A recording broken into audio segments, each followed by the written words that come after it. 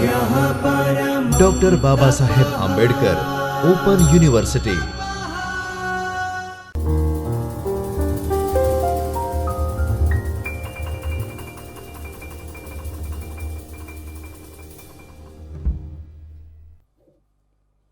નમસ્કાર મિત્રો, doctor Baba Saheb Ambedkar open યુનિવર્સિટીના ચૈતન્ય સ્ટુડિયોમાંથી હું યોગેન્દ્ર પારેખ આપ સૌનું હાર્દિક સ્વાગત કરું છું. આપણે આજે દ્વિતીય વર્ષ બીએના અભ્યાસક્રમમાં એકાંકીનું સાહિત્ય સ્વરૂપ ભણીએ છીએ. તેમાં મા એકાંકી વિશે વાત કરીશું. મા એકાંકી ચંચી મહેતાનું છે. ચંચી મહેતાનું નામ ચંદ્રવદન ચિમનલાલ મહેતા. આપને જે અભ્યાસ સામગ્રી આપવામાં આવી છે એમાં ચંચી મહેતાનો પૂરો પરિચય પણ છે. તેઓ આપણા એક સમર્થ નાટ્યકાર હતા. વડોદરા એમની કર્મભૂમિ. એમણે ગઠરિયા શ્રેણીમાં એમની આત્મકથા પણ આપી છે. ઘણા બધા વિષયો પર તેમણે એકાંકીઓ લખ્યા છે. તેઓ એક સારા કવિ પણ હતા. પ્રસ્તુતિકરણની કલાના તેઓ મહારથી હતા. અગાઉ આપણે એકાંકી વિશે વાત કરતી વખતે કહ્યું જ છે કે કોઈ પણ એકાંકી આપણે ટેક્સ સ્વરૂપે વાંચીએ અને ભજવાતું જોઈએ, એ બેમાં બહુ ફરક છે. એકાંકી વન એક્ટ પ્લે, નાટક, કોઈ પણ નાટ્યકૃતિ, એકાંકી નાટકનું લઘુ સ્વરૂપ, એ જ્યાં સુધી ભજવાય નહીં ત્યાં સુધી એની પૂર્ણતાને પામતું નથી. માં એકાંકીમાં માનું પાત્ર જે ભજવે છે તે છે શીલા. ડોક્ટર, નરેન, ભૂધર અને નર્સ, આટલા પાત્રો છે. 5 પાત્રો. પડદો ખુલે છે, હોસ્પિટલનું દ્રશ્ય છે. મહેશના ખાટલા પાસે નર્સ છે, ભૂધર છે, નરેન છે, બધા છે. અને ડોક્ટર આશ્વાસન આપે છે, બધાને કહી દે છે કે સોરી, આપણે બધા પ્રયત્નો કર્યા પણ આપણે મહેશને બચાવી શક્યા નથી. આમ મૃત્યુની જાણ કરતા ડોક્ટરને પણ પારિવારિક સંબંધો છે, એટલે નિકટતા આપણે સંવાદોમાંથી પામી શકીએ છીએ કે આ પરિવાર સાથે ડોક્ટરને ખૂબ સારો સંબંધ છે. એટલે આપણે હિન્દી ફિલ્મોમાં જોઈએ છીએ ડોક્ટરના દર્દીના સગાઓ સાથેના સંવાદો, એવી શુષ્કતા આ સંવાદમાં નથી. ડોક્ટર ઘણા સંવાદો સુધી, ઘણી વાર સુધી આ એકાંકીમાં પોતાનું પાત્ર ભજવવાના છે. સૂચના આપીને ચાલી જવાના નથી. એ વસ્તુ વધારે ઇન્ટરેસ્ટિંગ છે. મહેશનું અવસાન ડોક્ટરે જાહેર કરી દીધું છે કે તેઓ હવે અવસાન પામી ચૂક્યા છે.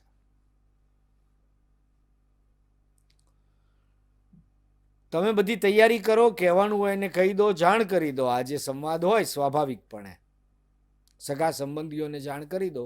હું પણ થોડી વારમાં આવું છું અને ડેથ સર્ટિફિકેટ,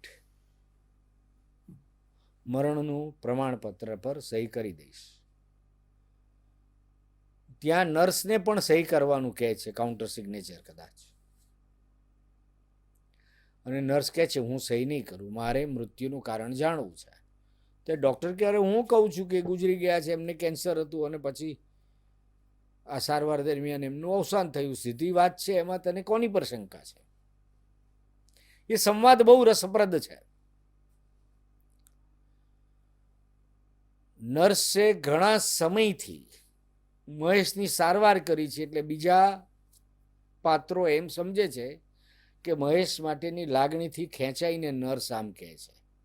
ડોક્ટર એને સમજાવવાનો પ્રયત્ન કરે છે કે આ મૃત્યુ કુદરતી મૃત્યુ છે, તારે શંકા કરવાનું કોઈ કારણ નથી.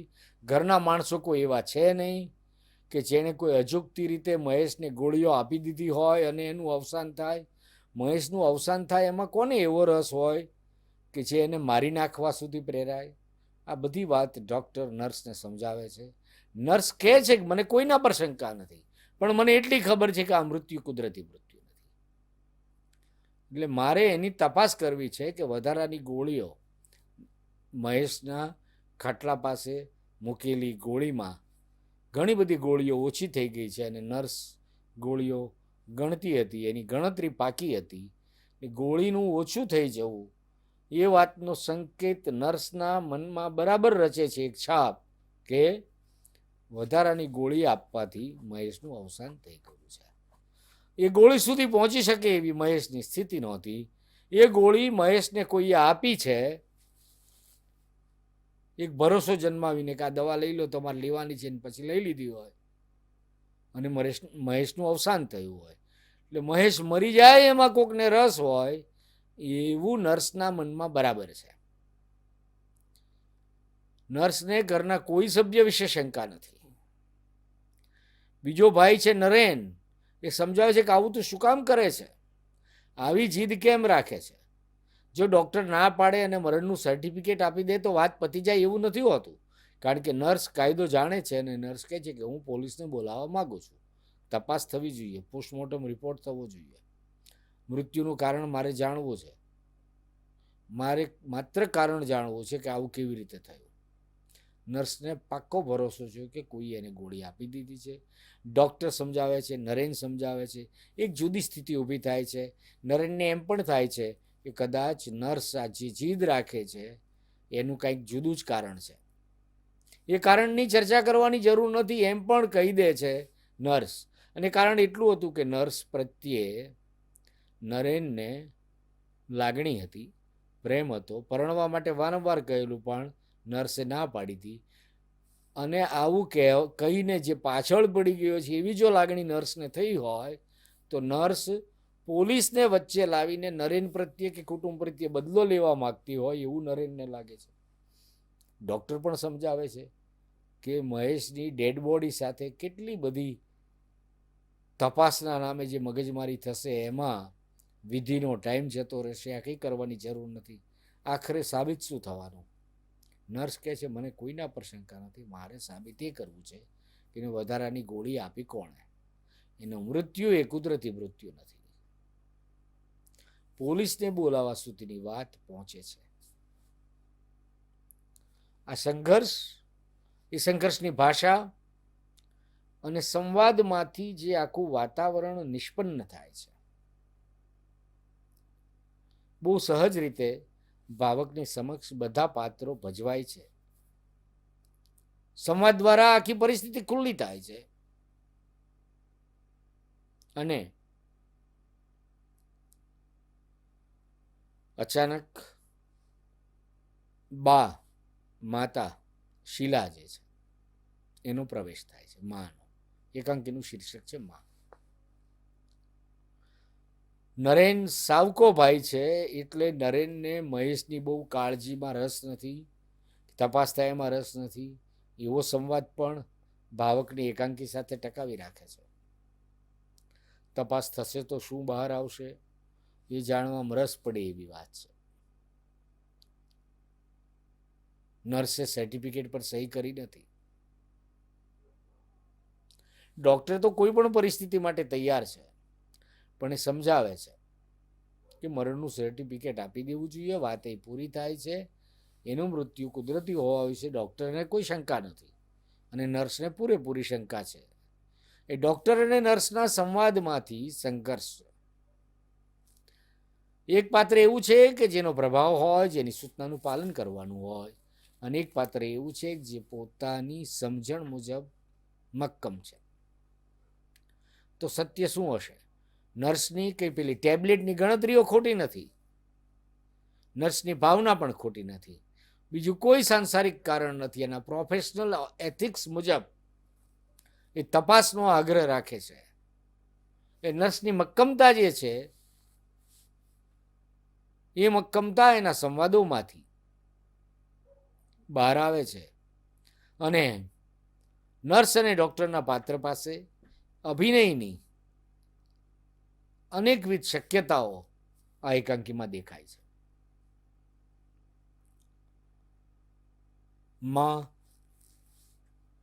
શીલા એનો પ્રવેશ થાય છે. શીલા કહે છે, આખરે એ રહસ્યનું ઉદ્ઘાટન થાય છે.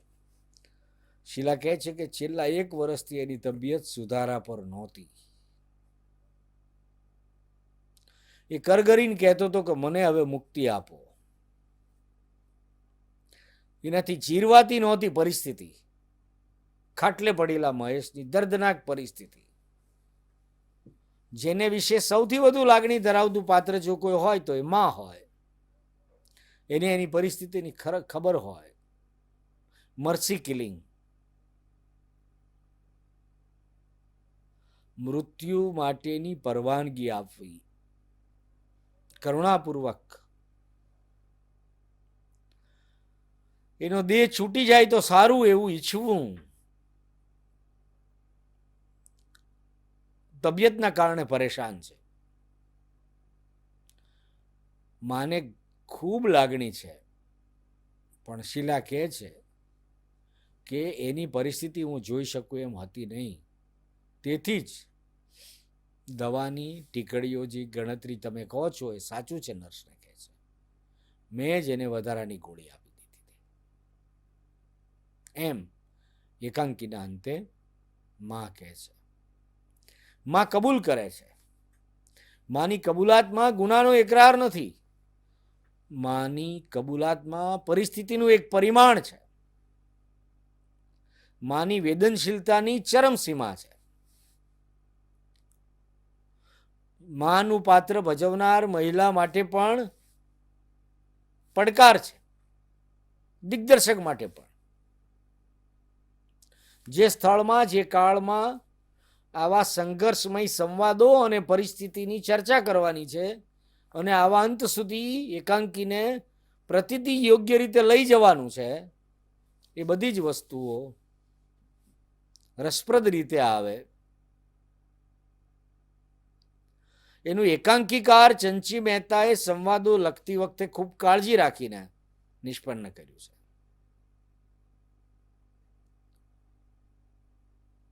અને મહેશના મૃત્યુ વિશેની નર્સની શંકા પણ સાચી ઠરે છે. અને મહેશના મૃત્યુ માટે માનું નિમિત્ત બનવું પણ ભાવકના હૃદયનું સમર્થન પામે છે. એવી રીતે આ એકાંકીનો અંત આવ્યો છે.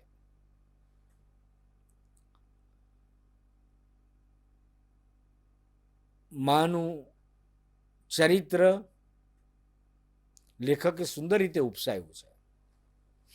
માં આ રીતે જ વર્તે એવું આપણને લાગ્યા કરે. વધારે ટીકડી આપીને મહેશના દર્દનાક જીવનનો, પીડામાં વલવલતા જીવનનો અંત લાવવો અને એને મુક્તિ આપવી, એવો શીલાનો આગ્રહ અને પરિણામ બહુ વાજબી રીતે પ્રેક્ષક દ્વારા કહો કે ભાવક દ્વારા સ્વીકારી શકાય એવી પરિસ્થિતિ આ એકાંકીમાં નિર્માણ પામી છે. આમ મા એકાંકી એક જુદા જ સ્તરે ભાવક સમક્ષ માનવીય સંબંધો, લાગણીઓના ભિન્ન ભિન્ન સ્વરૂપને રજૂ કરે છે. નરેનનું પાત્ર પોતાની લાગણી સાથે ઝઝૂમે છે. ડૉક્ટરને પોતાનો વ્યવસાય ડૉક્ટરીનો છે. સાથે સાથે જે પરિસ્થિતિ ઊભી થઈ છે એમાં નર્સનો ઇનકાર કે હું સહી નહીં કરું, મારે તપાસ કરવી છે, એવી એક કલ્પનામાં પણ ન હોય એવી એક પરિસ્થિતિનું ઊભી થવી અને પછી એનો ઉકેલ લાવવામાં સહાયક બનતું માનું પાત્ર સમગ્ર પ્રસંગને, એક પરિસ્થિતિને કેવો નાટ્યાત્મક વળાંક આપે છે. મિત્રો, આપણે આજે શોર્ટ ફિલ્મ્સના યુગમાં, હાઈટેક ફિલ્મોના યુગમાં એકાંકીના પાત્રો અને પરિસ્થિતિઓ અને વિષય વસ્તુને ઘણી પરંપરાગત અને પ્રચલિત ગણીને બહુ મહત્વ ન આપીએ એમ બને, પણ ગુજરાતી ભાષામાં લખાયેલા પ્રારંભકાલિક આ એકાંકીઓમાં શરૂઆતના સમયના એકાંકીઓમાં તખ્તાને નજર સામે રાખીને એકાંકીના કથાવસ્તુ, પાત્રો, સંવાદો વિશે વિચારીશું તો આપણને એમાં રહેલા પડકારો અને શક્યતાઓનો અંદાજ આવશે. આ એકાંકીની ભજવણી માટે કેવો પરિવેશ જોઈએ, સ્ટેજ પર કેવા પાત્રો જોઈએ, એ સંવાદોની પ્રસ્તુતિ પાત્રો દ્વારા થાય ત્યારે એમાં રહેલી અભિનયની ક્ષમતાઓ, મ્યુઝિક વગેરેનો વિચાર કરવો ઘટે. ચોપડીમાં રહેલું એકાંકી વાંચતા વાંચતા આસ્વાદ્ય રીતે આપણે એની ભજવણીના સંકેતોને પામી શકીએ તો આપણે એકાંકી વધારે સારી રીતે ભણી શકીશું. ચંચી મહેતા આપણા સમર્થ નાટ્યકાર, એમનું આ એકાંકીમાં આપ ટેક્સ્ટબુકમાંથી એટલે કે આપને આપવામાં આવેલી અભ્યાસ સામગ્રીમાંથી અવશ્ય વાંચજો. આ વ્યાખ્યાન પણ ફરીને સાંભળશો. ખૂબ ખૂબ આભાર. ધન્યવાદ. स्वाध्यायः